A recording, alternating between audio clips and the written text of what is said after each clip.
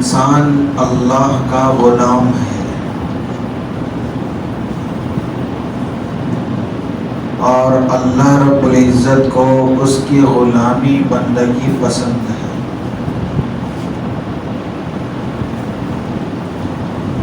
یہ غلامی، یہ بندگی، اس کا احساس انسان کے دل کے اندر اس وقت ہوگا جب کہ انسان اپنی حیثیت کو جانے گا کہ میری حیثیت ہے کیا، میں کس لائق ہوں، تعریف کے مستحق ہوں یا گالیوں کے مستحق ہوں، کیا میرے اعمال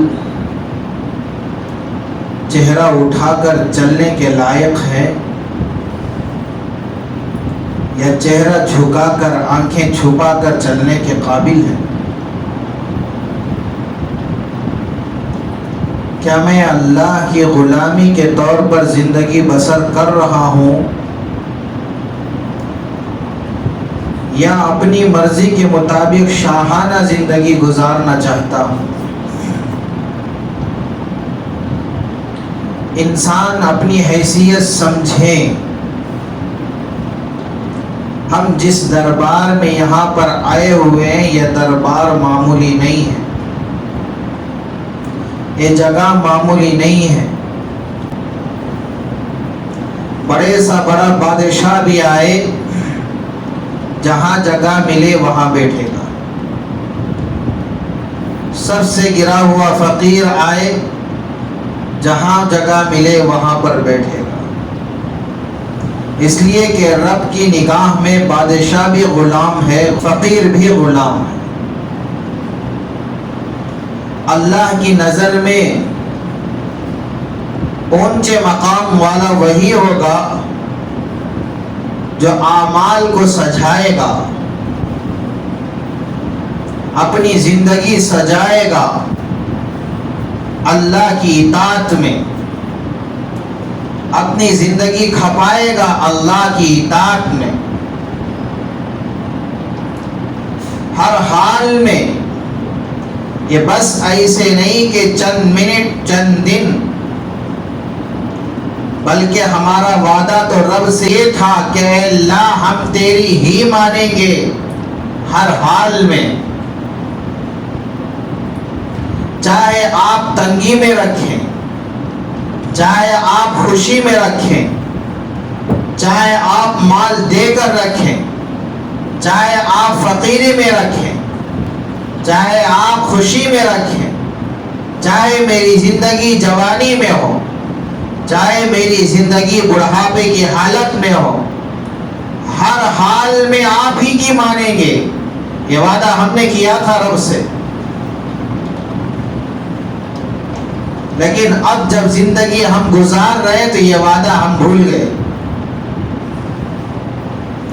اپنی حیثیت ہم نے بھلا دی ہے۔ اللہ کے نزدیک میرا کیا مقام ہونا چاہیے تھا اس کو ہم نے بھلا دیا۔ بس دل کے اندر ہمارا خیال یہ ہے کہ لوگوں کے نگاہ میں اچھا رہوں، دکھنے میں اچھا رہوں، تعریفوں کے قابل رہوں، لوگ میری تعریف کریں۔ جو لوگ برا کہتے ہیں سمجھتے ہیں کہ میری عزت گھٹ گئی، بعض لوگ تھوڑی سی تعریف کر دیے تو ہم سمجھتے ہیں کہ میری عزت بڑھ گئی، حالانکہ عزت دینے والا تو رب ہے، حالانکہ ذلیل کرنے والا بھی رب ہے۔ ساری دنیا والے مل کر ذلیل کرنا چاہیں، رب عزت دینا چاہے کوئی ذلیل نہیں کر سکتا۔ ساری دنیا والے عزت دینا چاہے، رب ذلیل کرنا چاہے کوئی عزت نہیں دے سکتا۔ انسان کو چاہیے کہ اپنی زندگی اللہ رب العزت کی اطاعت میں گزارے، اور اس معنی میں گزارے کہ میں اللہ کا غلام ہوں،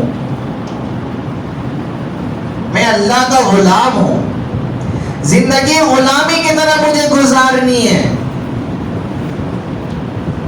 لیکن یہ غلام یہ چاہتا ہے کہ میرا حلیہ ایسا ہو کہ مالک کو پسند آ جائے۔ مالک کہتا ہے کہ آپ کا لباس ایسا ہونی چاہیے، جی حضور ایسے ہی پہنیں گے۔ مالک کہتا ہے کہ آپ وہاں پر نہیں بیٹھ سکتے، ٹھیک ہے وہاں پر نہیں بیٹھیں گے۔ مالک کہتا ہے کہ بھئی آپ اتنے وقت سے اتنے وقت تک یہیں پر رہو گے، ٹھیک ہے یہیں پر رہیں گے۔ دنیا کا ایک آدمی جو مالک بنا ہوا ہے، ایک آدمی کا، وہ کہتا ہے سارے شرائط اس کے انسان منظور کر لیتا ہے، چند روپے وہ دے رہا ہے صرف،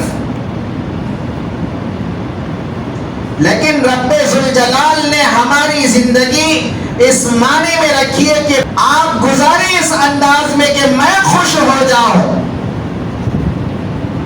لیکن وہاں پر تو ہم کہتے ہیں کہ نہیں، میں جیسے چاہوں گا ویسے گزارو۔ یہ غلامی نہیں ہے، یہ بندگی نہیں ہے، اس پر رب کے وعدے نہیں ہیں۔ رب اس کو دیں گے جو انسان اپنے آپ کو رب کا غلام سمجھ کر زندگی گزارتا ہے۔ رب اس کو دیں گے جو انسان دنیاوی زندگی کے اندر اللہ کی اطاعت میں زندگی گزارتا ہے۔ رب اس کو وہ دیں گے جس کا وہ گمان بھی نہیں کرے گا۔ یہ اس وقت ہوگا جبکہ انسان گناہوں سے بچتے ہوئے زندگی بسر کرتا ہے۔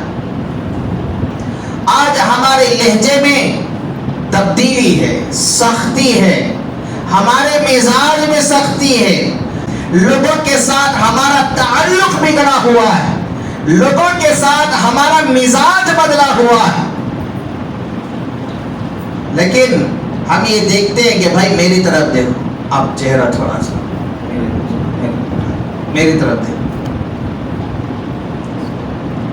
کہ ہم تو یہ دیکھیں کہ لوگ مجھ سے کیسے سلوک کر رہے ہیں، میں لوگوں کے ساتھ سلوک کیسے کر رہا ہوں، برتاؤ لوگ میرے ساتھ کیسے کر رہے ہیں، میں لوگوں کے ساتھ کیسے برتاؤ کر رہا ہوں، لوگوں کے ساتھ میرا تعلق کیسا ہے، میرا تعلق لوگوں کے ساتھ کیسا ہے۔ ہمارا تو مزاج ایسا بنا ہوا ہے، لوگ تھوڑے سے ایک دو بول دیے اس سے بات چیت ختم، تھوڑے سے سخت لہجے میں بول دیے تو اس سے ملنا جلنا ختم۔ بھائیو یہ خیال ہم اپنی زندگی میں کیوں نہیں لاتے؟ یہ جو یہ بول رہا ہے، چاہے وہ مجھے گالیاں دے، چاہے وہ مجھے برا بھلا کہے، پہلے یہ سوچو کہ کیا میں اس کے لائق ہوں؟ صحابہ کا مزاج کیا تھا؟ صحابہ کی عادت کیا تھی؟ صحابہ نے میرے اور آپ کے آقا محمد عربی صلی اللہ علیہ وسلم سے کیا سبق سیکھا تھا، کیا درس سیکھا تھا، کیا نصیحت کی اللہ کے نبی صلی اللہ علیہ وسلم نے صحابہ کو، اور صحابہ نے اپنی زندگی کا معمول کس انداز سے بنایا تھا۔ حضرت ابو ذر الغفاری رضی اللہ عنہ، شتم رجل ابا ذر الغفاری رضی اللہ تعالی عنہ، ایک آدمی نے ابو ذر الغفاری رضی اللہ عنہ کو گالیاں دی، فقال، ابو ذر الغفاری رضی اللہ عنہ نے فرمایا، بینی و بین الجنت عقبہ، میرے اور میری جنت کے درمیان یہ گھاٹی ہے، آپ نے مجھے گالیاں دی ہیں، لیکن اس کی گالیاں سن کر یہاں پر اس کا جواب نہیں دیے، اس کو برا بھلا نہیں کہا، اور اس کے گالیوں کا جواب نہیں دیا۔ کیا کہہ رہے ہیں؟ بینی و بین الجنت عقبہ، میرا اور جنت کے درمیان یہ گھاٹی ہے، اگر میں اس گھاٹی کو پار کر جاؤں تو آپ کی گالیوں کی مجھے کوئی پرواہ نہیں ہے، اگر میں اس گھاٹی کو پار نہیں کر سکا تو آپ کی یہ چند گالیاں ہیں اور گالیوں کا میں مستحق ہوں۔ کیا مطلب ہے اس کا؟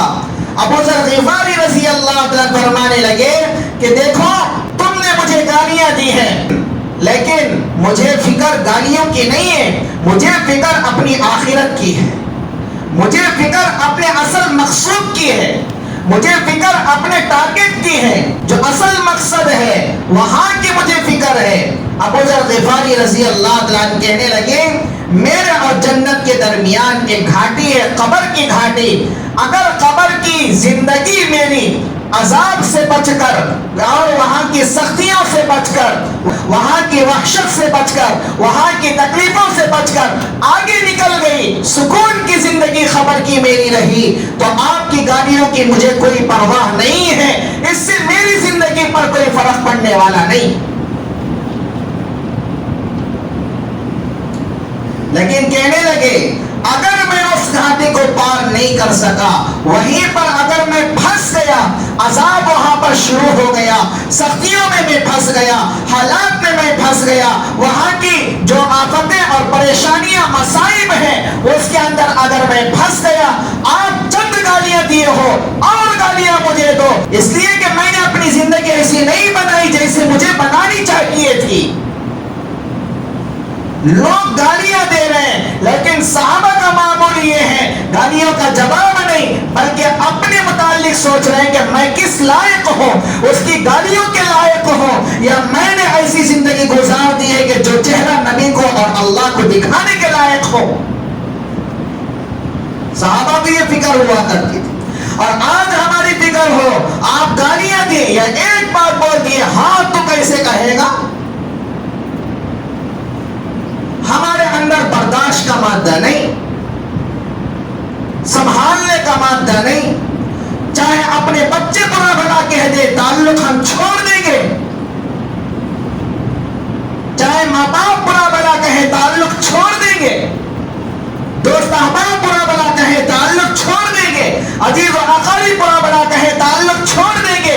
تعلق چھوڑنا ہمارے لیے آسان ہے، لیکن اپنے متعلق سوچنا ہمارے لیے مشکل ہے۔ حالانکہ شریعت اس کو 3 دن کی اجازت دیتی ہے، اس کے بعد اس کی اجازت نہیں ہے، اس سے زیادہ تر کے تعلق کی اجازت نہیں ہے۔ ہاں اگر اس نے کچھ برا بھلا کہہ دیا، میں اپنے آپ کو چھوٹا بنا کر اس کے سامنے میں پیش کر دوں، کیا اس سے میری شان گھٹ جائے گی؟ کیا اس سے میرا مقام گھٹ جائے گا؟